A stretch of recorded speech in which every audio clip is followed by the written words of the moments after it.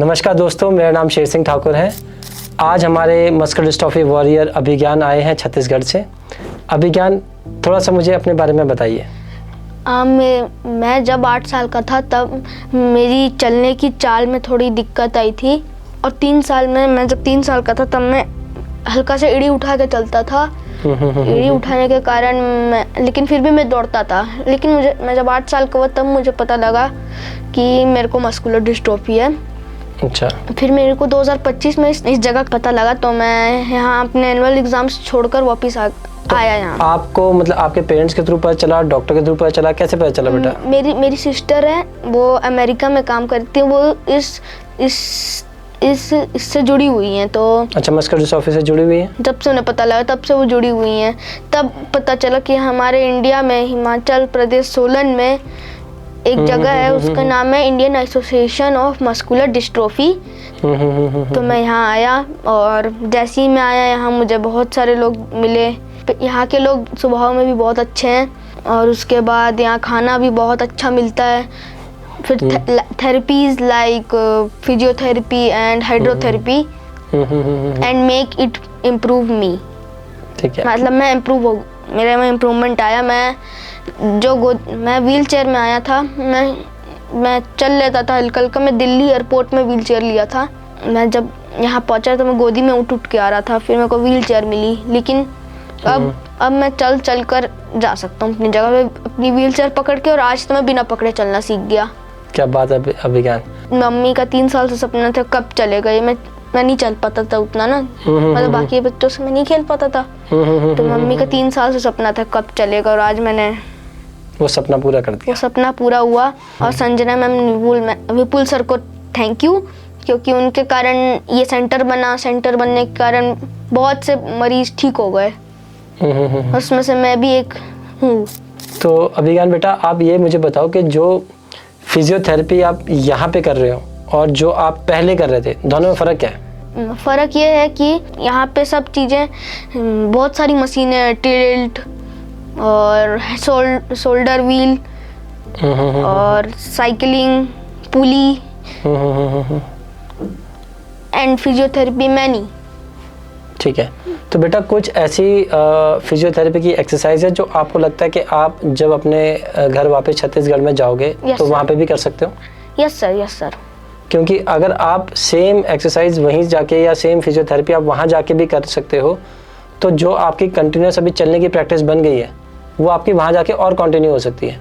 जैसा कि आपको यहाँ पे आके ये चीज़ तो पता चली गई होगी कि अभी तक मस्कुलर डिस्ट्रॉफी का कोई क्योर नहीं आया है, लेकिन हाँ, इसका फिजियोथेरेपी के थ्रू इस चीज़ को रोका जा सकता है, इसकी स्पीड को कम किया जा सकता है और फिजियोथेरेपी के थ्रू इस चीज़ को आगे से आगे डिले किया जा सकता है ताकि आप एक बेहतर ज़िंदगी जी सकें। Yes sir. तो अब आपने फिजियोथेरेपी की खुद कुछ एक्सरसाइज जो कुछ ये एक्सरसाइज हैं, तो ये आपने खुद भी सीखने की कोशिश करी है ताकि फॉर एग्जांपल इन केस जब आपकी मदर कर रही हैं या आपके फादर कर रहे हैं या कभी आपकी सिस्टर आपको इस चीज़ में हेल्प करेगी तो आप उनको गाइड कर सकें कि ऐसे नहीं दीदी ऐसे करो, ऐसे नहीं मम्मा ऐसे करो। इसे किसी आपने इसको ऑब्जर्व करा है इन सब चीज़ों को? Yes sir. और बाय द वे मेरे फादर नहीं है, वो 2014 में ही उनकी डेथ हो गई थी। तो अभी आपकी मदर और आपकी सिस्टर ही आपका टेक केयर कर रही हैं? नहीं, ओनली मदर, सिस्टर एंड मौसी। अच्छा, आपकी मासी जी भी आपका टेक केयर कर रही हैं। तो बेटा अब आप ये बताइए, जब आप स्कूल जाते हैं, यस सर, तो स्कूल में आपको कुछ डिफरेंट लगता है या स्कूल में सब लोग बच्चे आपके साथ सपोर्ट करते हैं या कैसे हैं? मेरी मैम ने 2-3 बच्चों को लगाया, एक जन मेरा बैग ले जाता है और 2 जन मेरे को उठा कर ले जाते हैं। अच्छा, तो मतलब आपका स्कूल का जो टीम है या स्कूल का जो स्टाफ है वो आपके लिए काफ़ी सपोर्टिव है, ये आप बता रहे हैं? जी। ठीक है, तो बेटा अब आप जब स्कूल की लाइफ में जाते हैं तो आप अपने आप को कभी डिफरेंट फील करते हैं या आप अभी बाकी बच्चों के साथ एंजॉय करते हैं? सर थोड़ा सा डिफरेंट फील करता हूँ क्योंकि मैं चल नहीं पाता था तो मेरे को अच्छा नहीं लगता था। सब लोग खेलते थे अच्छे से दौड़ के, मैं तो दौड़ नहीं सकता अब जब तक दवाई नहीं आएगी तब तक तो मुश्किल ही है, तो अच्छा नहीं लगता था मेरे को। तो आज आपको कैसा लग रहा है? अब आप चल पा रहे हैं, पहले तो आप चल नहीं पा रहे थे, आज आप यहाँ पर नोटिस कर पा रहे हैं कि 3-4 साल के बाद आज आप चल पा रहे हैं और आपने अपनी मम्मी का ड्रीम भी अचीव कर दिया, ये भी एक बहुत बड़ी अचीवमेंट है। आज आप चल पा रहे हैं और स्कूल जब आप नेक्स्ट टाइम आप जाएंगे स्कूल तो आप चल के जा पाएंगे। यस। तो इसको आप कैसे बयां कर पाएंगे, मतलब कैसा लगेगा अब आपको जब आप अपने फ्रेंड्स को सबको सरप्राइज करेंगे कि आप चल के आए हैं अपनी टांगों पे? यस सर, बहुत बहुत हैप्पीनेस होगी मुझे। ग्रेट, मतलब उनके एक्सप्रेशन देख के आपको खुशी होगी। अच्छा बेटा, अब आप ये मुझे बताइए कि आप बड़े होके क्या करना चाहते हैं? मैं बड़ा होके क्रिकेटर बनना चाहता हूँ, लेकिन जब तक दवाई नहीं आएगी तब तक मेरा सपना तो अधूरा ही है। ठीक है, मान लो इन केस अगर आपकी दवाई नहीं आई, वर्स्ट केस सिनेरियो मान के चलते हैं, होप मैं उम्मीद यही करूँगा कि दवाई आ जाए और कुछ ना कुछ इसकी क्योर निकल आए, लेकिन इन केस नहीं आती तो आप ऐसे करियर के कोई ऑप्शन आपने सोचे हुए हैं जो आपको आपकी कंडीशन के साथ सूट करें और आप अपनी कंडीशन का कर सकें? अगर मेरी दवाई नहीं आई तो मैं एक पैरा ओलंपिक होती है ना, हाँ जी हाँ जी, उसमें अनेबल लोग करते हैं जो चल भी नहीं पाते हैं, हाँ जी, पार्टिसिपेट उसमें क्रिकेट वगैरह सब होता है। ग्रेट, तो मैं उसी में जाना चाहता हूँ और इंडिया के लिए फर्स्ट गोल्ड मेडल लाना चाहता हूँ। बहुत ही बढ़िया बेटा, बहुत बढ़िया। चलो, आपका मोटिवेशन जो एटलीस्ट स्पोर्ट्स स्टार बनने का है वो तो आपको कम से कम एटलीस्ट ऐसे नहीं तो ऐसे सही, ये भी एक बहुत बड़ा थॉट प्रोसेस है कि आप उस तरीके से सोच पा रहे हैं चीज़ों को कि अगर स्पोर्ट्समैनशिप पे है तो ज़रूरी नहीं है कि वो क्रिकेट के मैदान में ही की जाए, वो पैरालंपिक में भी की जा सकती है।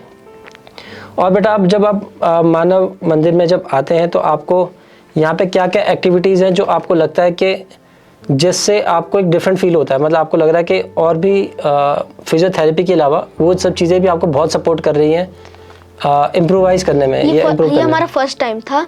हमने लाइफ में पहली बार मानव मंदिर नाम का कुछ सुना था। हम लोग को पता भी नहीं था कि ये मस्कुलर डिस्ट्रोफी होती क्या है। फिर जब हम यहाँ आए तो यहाँ पे सब लोग को पिकनिक ले जाया जाता है, मूवीज दिखाई जाती मोटिवेशनल, और बहुत मज़ा आया हम लोग को।